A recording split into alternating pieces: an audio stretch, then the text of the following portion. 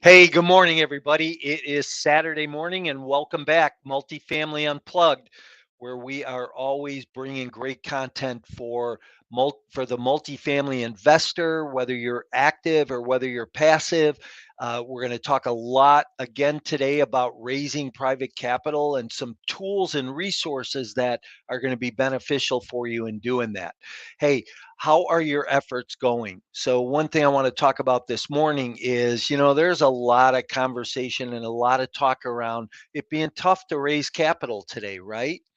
Well, whether that's true or not, the more you focus on that aspect of the business, the more you focus on that aspect of being tough and being hard right now, the more you're going to attract that to yourself. So I really want to encourage you to think more about the fact that it's easier, that people want to hear what you have to say.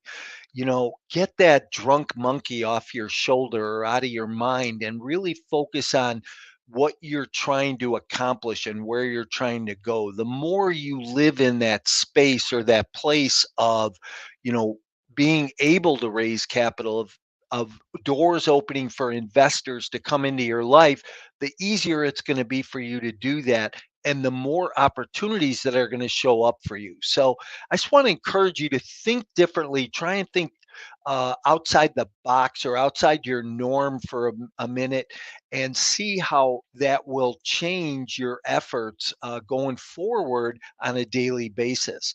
I'm excited today about my guest. My guest is Todd Heitner. He's calling from Pennsylvania. Todd is with Apartment Investors Pro, and we're going to talk about websites and systems and processes for helping you raise capital. If you're here for the first time, welcome. I'm glad that you're here this morning. Thank whoever invited you to the show. And if you are new or you've been back before, please, help us out on social media. Like us, love us. If you're on YouTube this morning, subscribe to that channel. We're always bringing great content to you. If you're on Facebook, join our private group at Multifamily Unplugged. We'd love to have you in that community and be part of what we're bringing to the table on a daily, weekly, monthly basis. So, want to let me bring my guest in right now. Todd, good morning. Hey, good morning. How are you How's today? your weekend going? Good so far. Yeah, just I just got back from a trip visiting my family, so I'm just kind of catching up on things this weekend. Nice, good for you.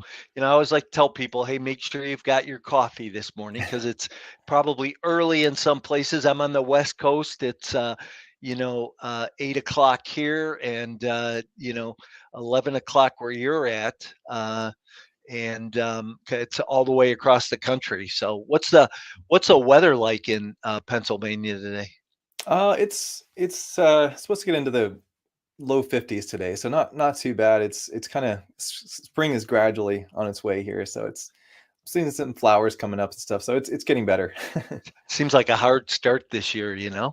Yeah, yeah. I'm ready for spring. Yeah, Winters tend for to be too sure, long. Yeah. for sure.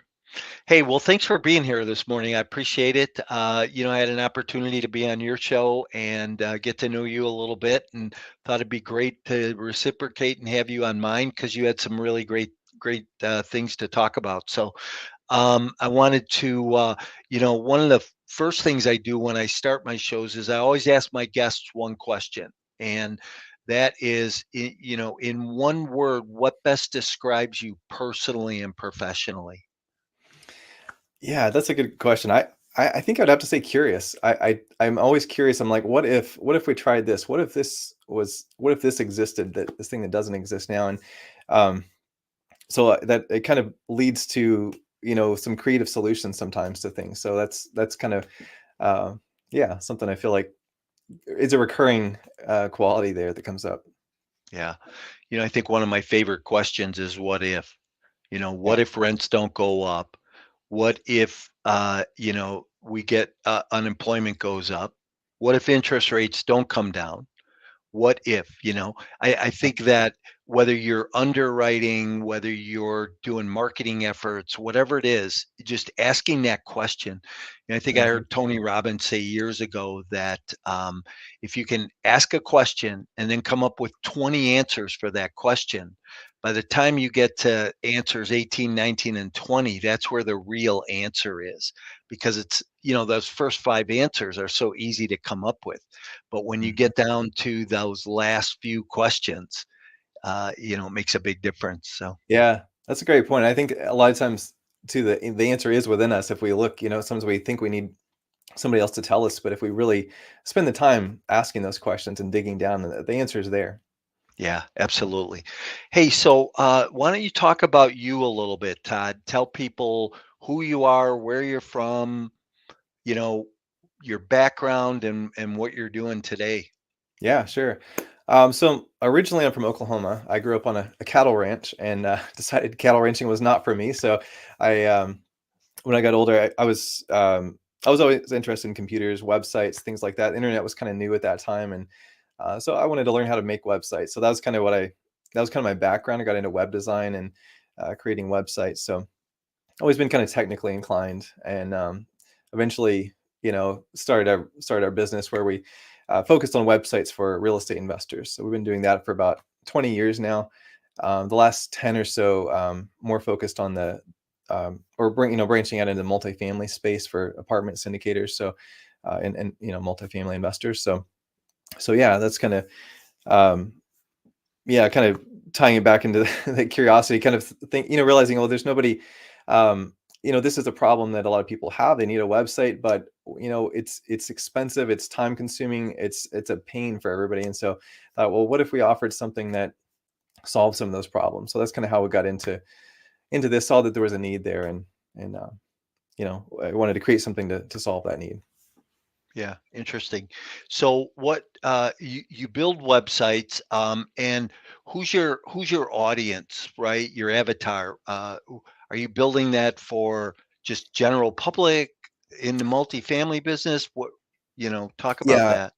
yeah, just mainly apartment investors, apartment syndicators, especially, or well, any kind of syndication really, but especially apartments. Some of our clients do self storage or mobile home parks, things like that. But it's all raising money for real estate investing, raising money from investors, and um, so yeah, we've kind of focused on that, and I think that's a good thing for anybody to do. Focus on one thing and get really good at it. And so that's what we've done in that space. Yeah, that's awesome. And are they focused just on like a static website, or are they interactive? Um, how do they work? And here's my bigger question around that, or part of that question is, are they for the apartment investor just to say, hey, here's who we are and what we do, or are they interactive enough that will help you attract passive investors? Yeah. So it's partially educational. It does have all this stuff that a potential investor is going to need to know, like what is syndication, how does it work, why is multifamily a good investment. But yeah, there's definitely interactive elements to it. For example, forms that people can fill out, like to opt in for a lead magnet. Like we have a lead magnet, or free resource that you can give away to investors that they can sign up for, and they go into your database. And so there's a lot of stuff on the back end too. There's a CRM, that or customer relationship management system, where you can basically a communication hub essentially is what it is. A place to put your investors, build a list, keep in touch with them, manage all those communications in one place, whether it's email, phone, texting, whatever, all of that in one place, so that you can uh, follow up with those leads, and take them from being somebody that just found out about you to actually being an investor. And so is that CRM one that you've built and created, or do you use like I use Zoho? Do Okay. you connect with that or Active Campaign or? So I've used a lot of those in the past, and we can connect to those, but we actually have our own that's kind of built in now. Well, I mean, I can't take full credit. We didn't build it from scratch, but we found software for it, a really good system that, so that it's all integrated in one platform. Just one place to log in, only one service to pay for every month that includes all of that. Yeah, so kind of all of that integrated. Yeah, interesting. And once you build that website, who hosts it? Oh, we host it. It's all part of the service. So basically, people sign up, and there's a monthly fee that includes the hosting, includes the CRM, includes all of the different features, includes support. We handle the support for that. So because people don't, people need a website, but they don't really want to have to learn how to build one or create one or maintain it. So that's kind of where we come in with handling that kind of stuff on the back end. That keeping it running, keeping helping people out when they need to update it and things like that. How about you do that then? So if you built a website for someone and there was something they wanted to change or update or freshen up, you take care of those changes. We can, or if people, there's different scenarios. Sometimes people want us to do it, and that's fine. We can do that. Or sometimes they want to do it themselves. That's fine too. Everything's point and click. It's easy to do. Other people have somebody on their team that does it. They have a VA or something, and that's fine too. However you want to do it. It's you can be as hands off or hands on as you want to be, basically. Yeah, interesting. And do you does it have a capacity to be able to do funnels and build out lead follow up? Yeah, it does. That's a great question. Because that is an important part of that, I think. And so, yeah, it does. You can create landing pages, you can create funnels, kind of similar to like, people using other services like ClickFunnels and different things like that. It's got that kind of functionality built in. So you can see like, kind of map out a process. You can do split testing and test a different headline or whatever, and kind of take people through a process.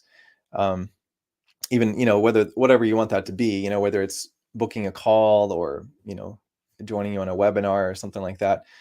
And yeah, so all of that is built in. They can create web landing pages and funnels and like things like that too. We actually have a lot of, like with the main website, for raising money, we have all the content already created. So of course, I encourage people to customize it as they have time, but it's designed to be ready to go. Where basically you just kind of plug in your company name, and it's got everything is kind of ready to go for you. You can start using it. But I encourage people as they have time to kind of personalize it, put their own flavor in there, their own brand in that. But yeah, so yeah, it has all that, all that built in. Even some other features like, posting things to social media, you can do it from there, schedule those posts and things like that, as a way to kind of get in front of a new audience, and to, rather than having to go to every platform and post manually to each one, there's, just one place to schedule it all. So that's built in too. Well, that's interesting. So let's talk about the raising money aspect. That's a big thing in today's world. People are raising capital for their real estate syndication deal, whether that be, multifamily or single family or any other type of commercial real estate product. Um, how does that system come together? What do you have pre-built that people can utilize? Yeah. So of course, the one thing is the website. Like that's kind of a big part of it for credibility, but but also a way to capture leads. You have to have somewhere to send people when they're interested. So having a free resource on there that people can sign up for.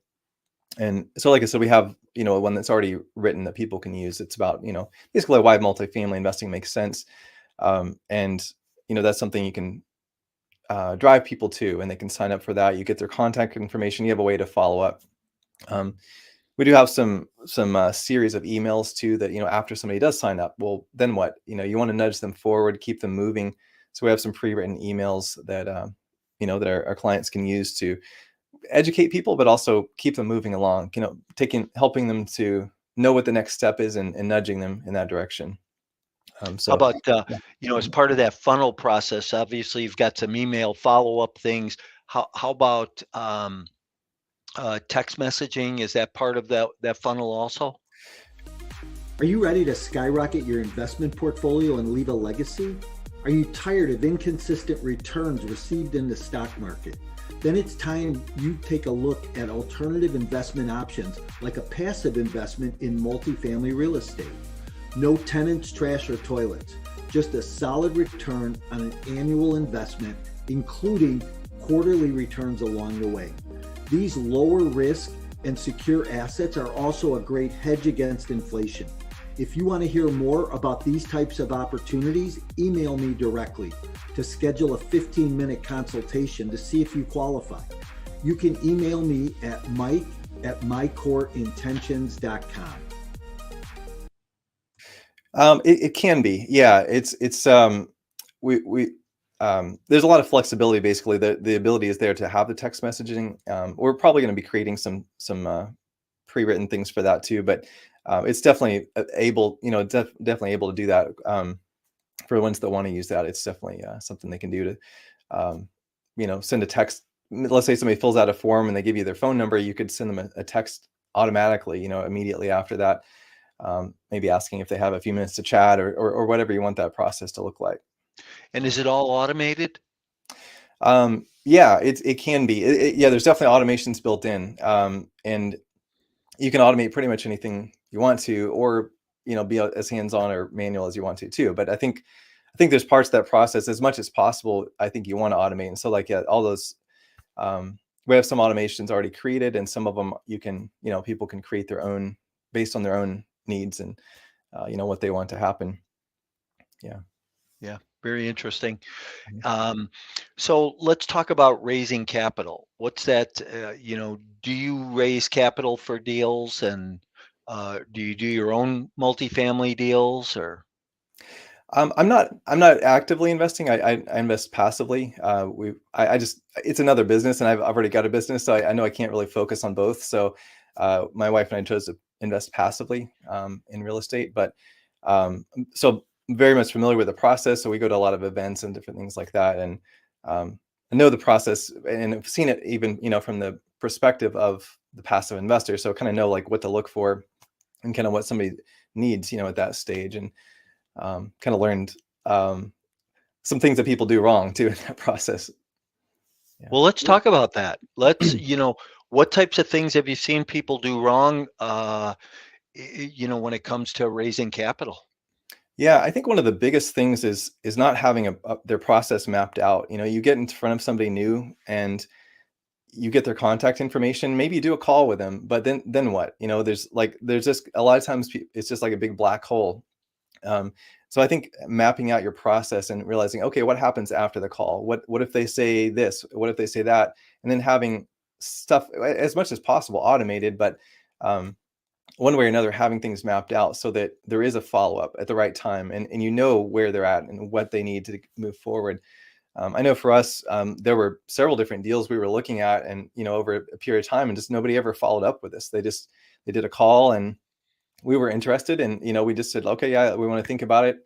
I definitely would have invested in some of those deals if somebody had just followed up with me. They maybe make one phone call probably would have been enough, or an email, but there was just nothing.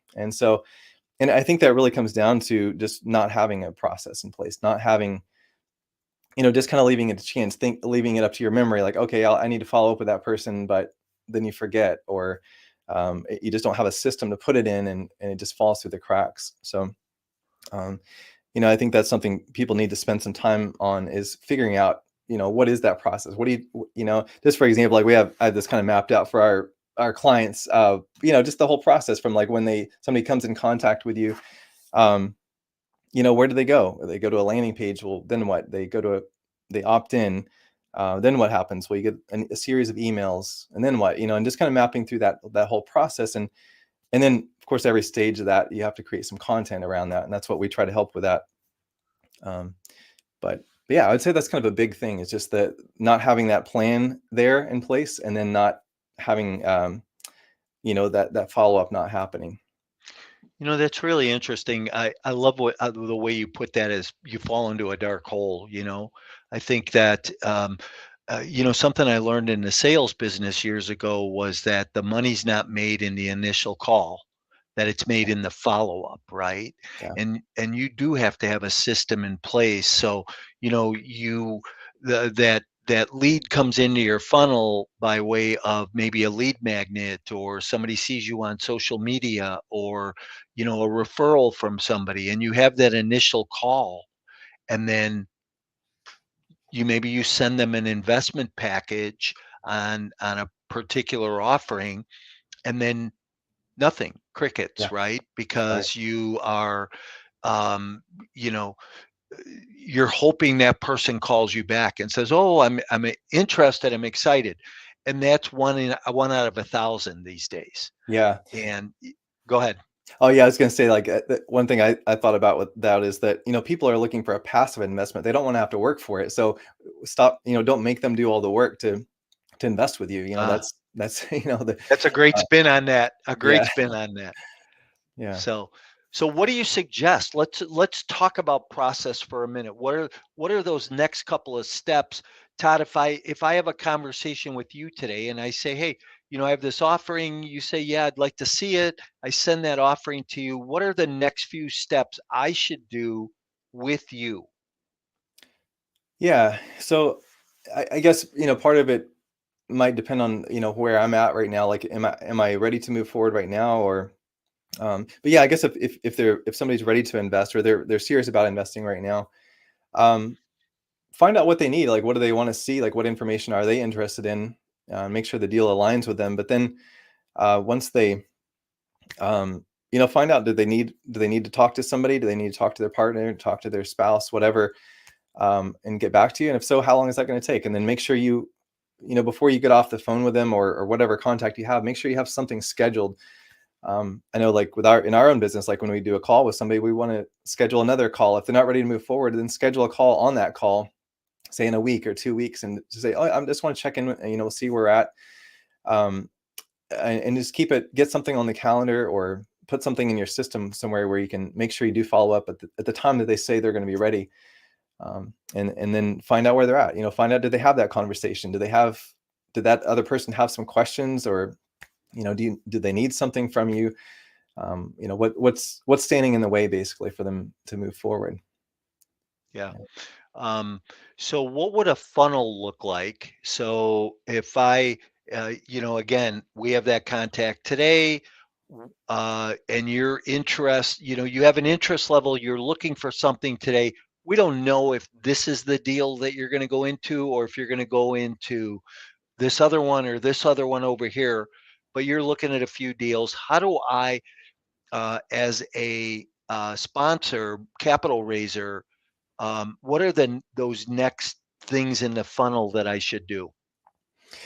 Yeah. So, keeping in mind that people are at all different stages. Somebody's going to be ready to invest this week. Somebody's going to be ready to invest in a year. And they're all different stages. I think one of the important things is to have regular content going out where you're keeping in touch with people, so that whenever they are ready, there's a message from you there. There's a way for them to move forward. You're the one that they think of. We call it top of mind awareness. Like, you're the one that was in their inbox this week. So when they're ready to invest, like, you're the one that they're thinking of. So having that regular contact. So whether that's, maybe some of this you can have automated. You can have, like, regular, emails after somebody signs up for something, but you also need to have some, periodic content going out that, maybe like a newsletter that you send out that educates people, reminds them of what you do, and what the benefits will be to them, educates them in some way, helps them see why this is a good investment. So I think that's a big part of it, is having those regular points of contact with people. And so what's most effective in today's, capital raising efforts? Do you think that is it phone, email, text, social media? What do you think is most effective? I think different people. I think different. Everybody has their own favorite method of communication, I think. So I think having as many different ones as possible. But I think the most solid thing, the strongest relationships are usually formed face to face. So whether that's meeting in person or on Zoom, like, if you really want to have a solid relationship with somebody, that's kind of how that gets more solid. I think from there it kind of goes backwards. Anything, this where you don't see the other person is not quite as strong of a bond, not quite as solid. But not that's not always needed at every stage. So when somebody's just first coming into your funnel, into your process, they're just gathering information. They're just curious. So I mean, I think those automated things are fine at that point. Maybe trying different things, trying email, trying phone, or texting.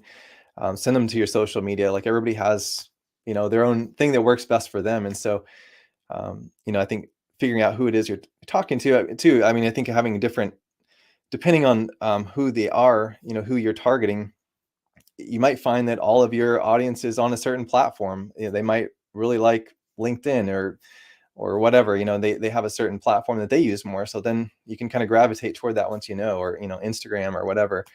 But it's good to have, I think, a variety of things, so you can kind of test too and see what works best with the people you're trying to reach. And whatever it's working best, do more of that. Yeah. Now, do you raise capital for other people's deals, or do you just help build the processes for people? Yeah, basically the processes mainly is what we do. Help them to have the tools that they need and the content and things like that to help them with that process. Yeah, it's awesome. Yeah. What? How do people get started with you in this process? Yeah, so like on our website, apartmentinvestorpro.com, we have a demo people can see. There's information on our site that kind of shows like what it is that we include, the features, pricing, all of that. And then if somebody wants to, they can book a call, or they can sign up directly on the page if that's something that they if they're ready for. But we're happy, somebody on our team would be glad to do a call if there's specific questions about like how does this work, or what about my situation, like how will this work. And so we're glad to take the time to do that. So, it's great to build a website, right? And have it sitting out there. What's the best, 2 or 3 of the best ways to drive traffic to a website? Yeah. I would say when people are starting out, if they're, we talked about kind of mapping out a process. You definitely don't, I don't want to send, you don't really want to send any traffic until you have a process in place to capture people. But once you have that, I think it's usually good to start with some kind of free traffic, like going on podcasts or social media, things that aren't costing you. And so you can kind of test it and see how it's working and see if you need to tweak anything. Because sometimes you do, like sometimes you need to make some adjustments. And then once you have, your process is pretty solid, then I think, things like pay-per-click ads and things like that are a good way to connect with more people. There's like Facebook ads or Google ads, things like that. You could even advertise on podcasts.